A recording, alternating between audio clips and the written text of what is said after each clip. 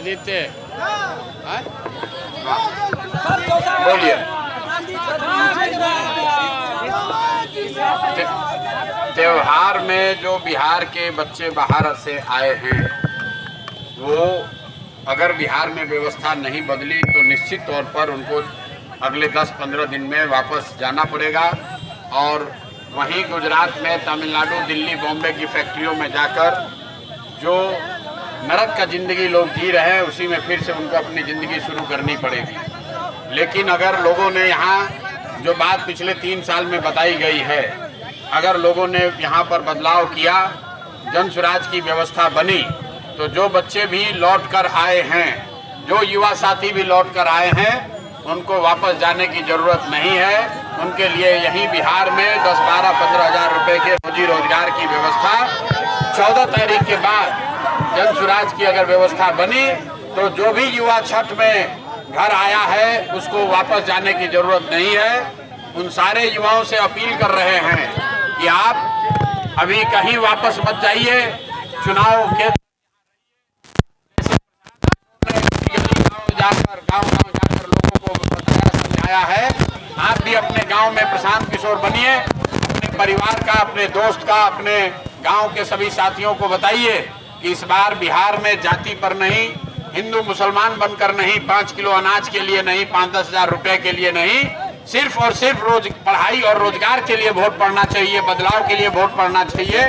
और अगर बिहार के बच्चों को उनके पीठ से मजदूरी का बोझा हटाना है, तो सबको स्कूल के बस्ता छाप पर वोट देना है, तभी बिहार में सुधार होगा। और अगर लोगों ने फिर गलती किया, फिर वही लालू के डर से नीतीश और नीतीश के डर से लालू को वोट दिया, तो जितने बच्चे अभी छठ में आए हैं, 10 दिन के अंदर चुनाव खत्म होगा, फिर उनको बस में, गाड़ी में, ट्रेन में जानवरों की तरह बैठकर वापस जाना पड़ेगा। और जो लोग बाहर गए हैं उनको मालूम है, छोटा छोटा कमरा में 4 गो 5 गो लड़का रहता है, दिन भर 10 घंटा 12 घंटा अपना हड्डी गलाता है, पेट काटता है कि घर पर 6,000 8,000 भेजेंगे तो हमारा परिवार का बाल बच्चा खाएगा। तो अगर उस स्थिति से निकलना है मेरे भाई, तो ये अवसर है। 6 तारीख को वोट होगा, 6 तारीख को बिहार में बदलाव कीजिए, नई सरकार बनाइए, ताकि आपको अपना घर, परिवार, गांव छोड़कर बाहर नहीं जाना पड़े।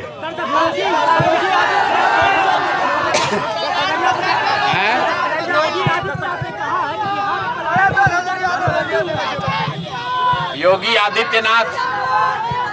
आदित्यनाथ ने अगर ऐसा कहा है कि बिहार में पलायन मुद्दा नहीं है, तो योगी आदित्यनाथ न बिहार आए हैं, न बिहार के लोगों का दर्द उनको समझ में आ रहा है। बिहार के हर गांव से, बिहार का कोई ऐसा गांव नहीं है जहां से 100, 50, 200 लड़के अपना घर परिवार छोड़कर सालों भर, योगी आदित्यनाथ खाली हिंदू मुसलमान उनको करना है।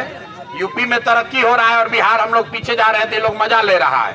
दूसरी बात समझिए, ये दूसरे राज्य से जो लोग नेता आते हैं, अमित शाह बोले कि बिहार में फैक्ट्री नहीं लग सकता है क्योंकि बिहार में जमीन नहीं है। तो मेरे भाई, ये लोग चाहते हैं कि फैक्ट्री लगे गुजरात में, अब बिहार का बच्चा जाकर गुजरात में 10-12 हज़ार में मजदूरी करता रहे।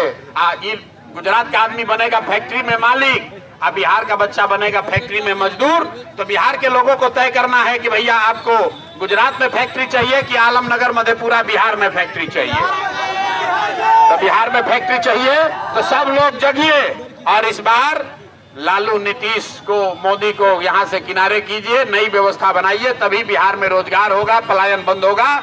जन स्वराज ने 100 वादा नहीं किया है, लेकिन एक वादा पक्का किया है कि जन स्वराज का व्यवस्था बना, पलायन बंद, यहाँ से कोई आदमी बाहर 10-12 हज़ार के लिए मजदूरी करने नहीं जाएगा।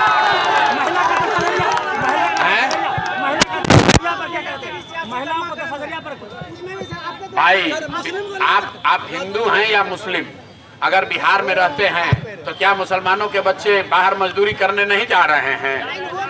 मुसलमान लोग को सुनिए, मुसलमानों को जब राशन कार्ड बना उनसे 2-2.5 हज़ार घूस नहीं लिया। तो जो जितना मुस्लिम पीड़ित है उतना हिंदू पीड़ित है। हम लोग हिंदू मुसलमान करके बांटिए मत।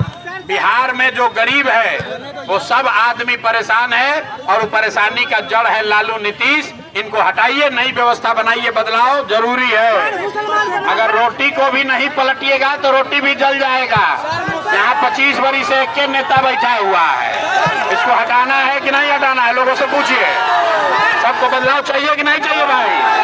बदलाव चाहिए ना?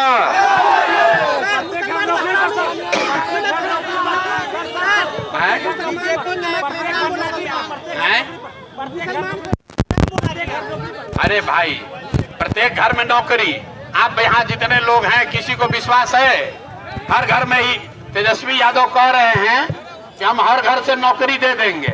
अब जरा सुनिए, इनके माँ बाबूजी यहाँ पर मुख्यमंत्री थे, तब पूरा बिहार देखा, 15 साल में बिहार को लूट लिया। आदमी को तो छोड़िए, जानवर का भी चारा खा गया है। आदमी का छोड़िए, जानवर का भी चारा खा गया। और 15 बरिस में 5 लाख आदमी को नौकरी नहीं दिया। अब कह रहा है कि हम आएंगे तो 3.5 करोड़ लोगों को नौकरी देंगे। तो ये बूढ़ा शेर का कहानी सुने हैं? शेर बूढ़ा हो जाता है, कहानी में बताया जाता है कि बूढ़ा शेर सोना का कंगन लेकर बैठता है, इस चक्कर में कि कोई राहगीर, कोई रास्ता चलने वाला आदमी सोना के कंगन के लालच में आएगा तो उसको खाएंगे। तो ये जो राजद वाला है, बूढ़ा शेर सब है। जैसे ही आप इसके लालच में पड़ के वोट दीजिएगा, जीत कर आएगा तो लूट मार, अपहरण, हत्या, इसके अलावा ये सब कुछ नहीं जानता है। तो कोई आदमी अभी लोग के चक्कर में पड़ने वाला नहीं है। अब लालटेन का जमाना खत्म हो गया।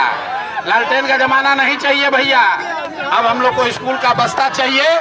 जब तक बच्चों के लिए पढ़ाई नहीं होगा, तब तक बिहार में सुधार नहीं होगा। और जितने लोग यहाँ आए हैं, सब आदमी संकल्प लीजिए, जो छठ में घर आया है, इस बार बाहर वापस नहीं जाना है। अब हो गया।